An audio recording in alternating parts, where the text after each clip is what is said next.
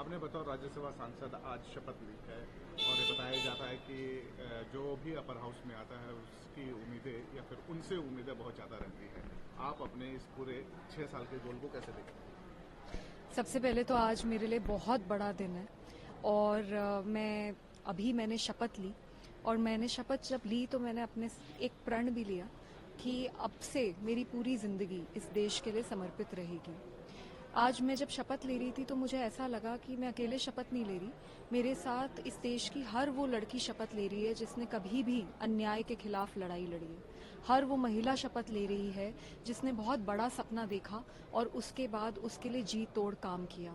मैं एक एक्टिविस्ट हूँ, एक एक्टिविस्ट थी और एक एक्टिविस्ट रहूंगी। हमेशा जमीन के मुद्दे उठाती आई हूँ और आगे भी राज्यसभा में जमीन के ही मुद्दे उठाऊंगी। अभी आप शपथ ले रही थी तो उसमें क्या ऐसा कुछ हुआ कि आपको दोबारा शपथ लेने के लिए बोला गया? मैंने इंकलाब जिंदाबाद बोला था, उसके बाद मुझे बोला गया कि दोबारा शपथ लो, तो मैंने दोबारा शपथ ली। आपने कहा कि आप सड़क से लेकर संसद तक एक्टिविस्ट के तौर पर अपने मुद्दों को उठाना चाहती है। आपको लगता है कि ये सही प्लेटफॉर्म है जहां पर अपने मुद्दे उठाएं और आपकी बात को सुना जाए? क्योंकि बीते कुछ सालों में हमने देखा है कि कई ऐसे लोग हैं जिन्होंने एक्टिविज्म का रूप इख्तियार किया और वो सस्पेंड हो गए। संसद लोकतंत्र का सबसे बड़ा मंदिर है और ये बहुत दुर्भाग्य की बात है कि इस वक्त लोकतंत्र खतरे में है, क्योंकि हमने पिछले सत्र में भी देखा किस तरीके से 146 एमपीज वर सस्पेंडेड। तो ऐसे कैसे चलेगा? एक सांसद का सबसे इम्पोर्टेंट काम होता है कि वो सरकार की जवाबदेही तय करे, सरकार से सवाल उठाए।